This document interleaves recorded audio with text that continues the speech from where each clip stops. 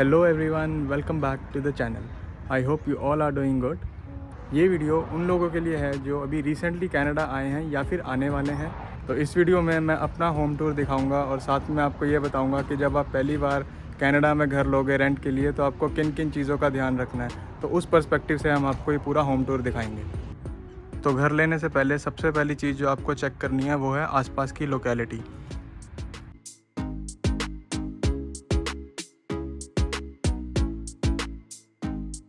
अब आपको लग रहा होगा कि ये कनाडा है, यहाँ पे तो हर जगह ही अच्छी होगी, लेकिन यहाँ पे भी कुछ एरियाज़ ऐसे हैं जो स्टूडेंट्स के लिए इतने अच्छे नहीं हैं, स्पेशली गर्ल्स के लिए। तो आप किसी भी जगह पे घर लेने से पहले अच्छे से पता कर लेना कि वो एरिया कैसा है, वहाँ पे रोड्स कैसी हैं और आसपास के लोग कैसे हैं। अब सबसे पहली चीज़ है घर की लोकेशन।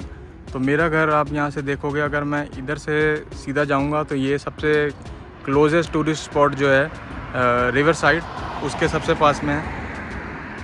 अगर आप देखो यहाँ से अगर मैं राइट जाऊँगा तो मेरी यूनिवर्सिटी सिर्फ 1 किलोमीटर पे है। और तीसरी चीज़ जो आपको ध्यान में रखनी है वो ये कि आपके घर के आसपास ही ग्रोसरी स्टोर्स होने चाहिए। तो अगर मैं वहाँ से आगे से लेफ़्ट लेता हूँ तो मेरे घर के पास में ही एक देसी सुपर स्टोर है विदिन 1 to 2 किलोमीटर, ताकि आपको रोज़ रोज़ इतनी दूर ना जाना पड़े। तो अभी मैं आपको लेके चलता हूँ हमारे घर के अंदर। तो ये मेरे घर की एंट्रेंस है। तो एंटर करते ही आपको सबसे पहले दिखेगा लेफ़्ट साइड में हमने यहाँ पे शू रैक रखा हुआ है। तो ये बेसिकली हर कनेडियन हाउस में एक गेट के पास ही शू रैक होता है। ये हमें मिला नहीं था साथ में। ये बेसिकली एक टेबल है जिसका हमने शू रैक बना रखा है। तो घर में आकर सबसे पहली चीज़ आपको चेक करनी है घर का फ्लोर। तो कुछ घर में ऐसा होता है कि कारपेट का फ्लोर होता है और जो हमारा घर है यहाँ पे टाइल्स है। तो कंपैरेटिवली टाइल्स को क्लीन करना इजी होता है। तो आप भी ऐसा ही घर देखना जहाँ पे टाइल्स लगी हों। तो हर घर में एंट्रेंस में ही एक क्लोजेट भी दिया होता है। वो इसलिए होता है कि आप अपने विंटर जैकेट्स यहाँ पे लटका सको, क्योंकि जो रूम का क्लोजेट होगा वो इतना बड़ा नहीं होगा, क्योंकि ये जैकेट्स काफ़ी स्पेस ले लेती हैं, इसलिए ये एंट्रेंस पे ही आपको दिया होता है एक। अब ये राइट साइड में हमारा पहला बेडरूम है और ये आगे जो है ये सेकंड बेडरूम है। तो बेडरूम दिखाने से पहले मैं आपको हमारा किचन एरिया दिखा देता हूँ। तो किचन में आपको मेनली 3 चीज़ें चेक करनी है। सबसे पहली तो है किचन में स्पेस। तो हमारे यहाँ पे 5 BHK में टोटल 6 लोग रह रहे हैं और हमारा किचन इतना स्पेशियस है कि आराम से 3 से 4 लोग एक बारी में यहाँ पे खड़े हो सकते हैं। दूसरी चीज़ जो आपको चेक करनी है किचन के अंदर की ओनर आपको कौन कौन से अप्लाइंसेस दे रहा है। तो ये हमें जो साथ सबसे पहली चीज़ मिली है ये चिमनी। उसके अलावा जो हमें ये मिला है साथ में इंडक्शन स्टोव। इसमें एक ग्लास वाला इंडक्शन स्टोव आता है, वो ज़्यादा बेटर होता है, बट अभी जो हमें मिला उसी से ही काम चलाना पड़ेगा। इसमें प्रॉब्लम ये है कि इसके कॉइल के अंदर ये सब खाना वगैरह चला जाता है तो जल्दी गंदा हो जाता है। थर्ड चीज़ जो हमें मिली है साथ में ये है हमारा अवन। फोर्थ अप्लायंस है ये माइक्रोवेव।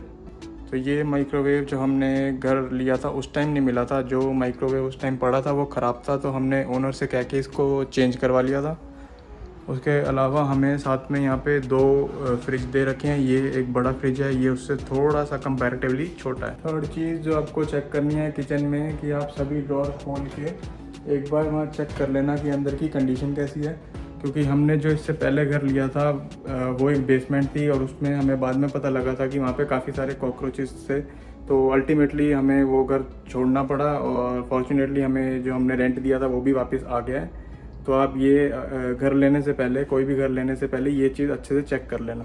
तो ये घर का जितना भी सामान होता है, जैसे किचन में हमने रखी है ये यूटेंसिल्स रखने वाली ट्रे या फिर ये माइक्रोफाइबर टावल, तो ये सब चीज़ें आप डॉलरामा से ले सकते हो। वहाँ पे सारी चीज़ें अंडर $4 मिल जाती हैं।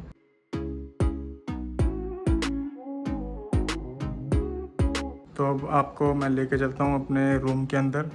तो रूम में भी सबसे पहले तो आप स्पेस ही चेक करना। ये डिपेंड करता है कि आप प्राइवेट रूम ले रहे हो या फिर शेयरिंग में। तो हमारे घर में टोटल 5 रूम हैं, उसमें से 4 रूम प्राइवेट हैं और ये रूम जो मेरा रूम है ये मैं और मेरा फ्रेंड साथ में शेयर कर रहे हैं। तो ये हमारा जो रूम है ये फर्निश्ड रूम है। इसमें हमें ये एक हैंगिंग क्लोजेट मिले है, उसके ऊपर ये एक स्लैब लगा रखा है कुछ सामान रखने के लिए। ये जो था रैक, ये यूजुअली फ़ोटोज़ या फिर क्लॉक वगैरह रखने के लिए होता है, पर इसको हमने यूटिलाइज़ कर लिया है एज अ वार्डरोब। उसके अलावा जो ये डबल बेड है ये भी हमें ओनर ने दिया है, और साथ में इस रूम में जितनी भी चेयर्स हैं और जो टेबल है ये भी हमें इस रूम के साथ ही मिला है। तो इससे पहले जो हमने रूम लिया था वो बेसमेंट रूम था, और उसमें सबसे बड़ी डिसएडवांटेज थी कि वहाँ पे कोई विंडो नहीं होती है। तो मैं अपने पर्सनल एक्सपीरियंस से बता रहा हूँ कि जिस रूम में विंडो नहीं होती वहाँ पे मुझे तो काफ़ी क्लॉस्ट्रोफोबिक फील हुआ था। तो इसलिए जो मेन फ्लोर वाले जो रूम्स होते हैं बेसमेंट के ऊपर के, वही आपके लिए सबसे बेस्ट रहेंगे। तो पांचवी चीज़ जो आपको घर में चेक करनी है वो है बाथरूम एरिया। तो ये हमारा वॉशरूम है, तो ये ठीक है, नथिंग टू कंप्लेन। ये स्पेशियस भी है और साफ़ सुथरा भी है। जैसे इतना साफ़ था नहीं, इसको ये जो स्लैब वगैरह ये सब चीज़ें हमने खुद से साफ़ की हैं। और यहाँ पे ये हमारा बाथिंग एरिया है, इसको साफ़ करना अभी रह गया है, बट फिर भी ये अच्छे से साफ़ हो सकता है। ये दो चीज़ें भी आई थिंक हम डॉलरामा से ही लेके आए थे, और जहाँ तक मुझे याद है ये शायद $2 के ही थे दोनों। तो ये वैसे मेरे हिसाब से तो ये फ्लावर पॉट है, पर इसको फिलहाल अभी के लिए हम इसको अपने एज ए टूथब्रश स्टैंड की तरह यूज़ कर रहे हैं। तो हमारे इस घर में सिर्फ एक ही डिसएडवांटेज है कि हमारे यहाँ पे कोई कॉमन लिविंग एरिया नहीं है। तो यहाँ पे इस फ्लोर पे 2 ये बेडरूम्स हैं और 3 बेडरूम ऊपर वाले फ्लोर पे हैं, और यहाँ पे कोई भी लिविंग एरिया नहीं है। बट उसकी मेरे हिसाब से स्टूडेंट्स को इतनी ज़्यादा ज़रूरत पड़ती भी नहीं है, क्योंकि आप अपने कॉलेज में और पार्ट टाइम वर्क में इतने बिजी होंगे, उसके बाद आपको सिर्फ आपके बेड की ही ज़रूरत होएगी।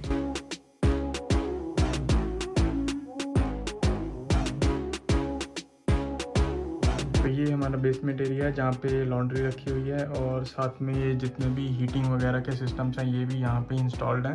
बेसमेंट में घर लेने की एक और डिसएडवांटेज है कि यहाँ पे जो हाइट है बेसमेंट की बहुत कम होती है। तो कोई अगर बंदा 6 फीट एंड अबव है तो उसको यहाँ पे रहने में बहुत ज़्यादा प्रॉब्लम हो सकती है। तो अब बात कर लेते हैं रेंट और लीज एग्रीमेंट की। तो यहाँ पे आप जब पहली बार घर ले रहे हो तो आपको फर्स्ट मंथ और लास्ट मंथ का रेंट देना पड़ता है, मतलब आपको डबल रेंट देना पड़ेगा। जैसे कि मेरा रेंट इस घर में है 300, तो मुझे जब फर्स्ट टाइम पे करना पड़ेगा तो 300 + 300 टोटल 600 पेमेंट करना पड़ेगा, एक्सक्लूडिंग यूटिलिटीज़। तो यूटिलिटीज़ का आपको खर्चा अलग से देना है, वो आपको पर मंथ ही देना होता है, बट स्टार्टिंग में आपको फर्स्ट और लास्ट मंथ का एक साथ डबल रेंट देना पड़ेगा। तो अगर हम लीज़ एग्रीमेंट की बात करें तो यहाँ पे ज़्यादातर घरों में 1 साल की लीज़ होती है और मिनिमम टू मिनिमम 4 मंथ्स की लीज़ होती है। तो अगर आप इंडिया से घर बुक करके आ रहे हैं तो मैं रिकमेंड करूँगा कि आप 4 महीने से ज़्यादा की लीज़ मत करना। अदरवाइज़ आप यहाँ पे आके घर खुद से ढूंढो, क्योंकि यहाँ पे कई चीज़ें होती हैं कि वो फ़ोटोज़ में घर के कुछ और टाइप का दिखता है और असली में थोड़ा डिफरेंट होता है। इसलिए मैं रेकमेंड करूँगा कि आप इंडिया से एक एयरबीएनबी बुक कर लो कुछ डेज़ के लिए, और जब आप यहाँ पे आओगे तो यहाँ पे आके आप खुद से घर ढूंढना। तो हमने जो ऑनलाइन रिसोर्सेज यूज़ की थी, जैसे कि हमने किजीसी, फेसबुक मार्केट प्लेस और इंस्टाग्राम पेजेस का यूज़ किया था, और उसके बाद हम वहाँ पे सेलर्स को कांटेक्ट करते थे और रोज़ जा के घर देखते थे।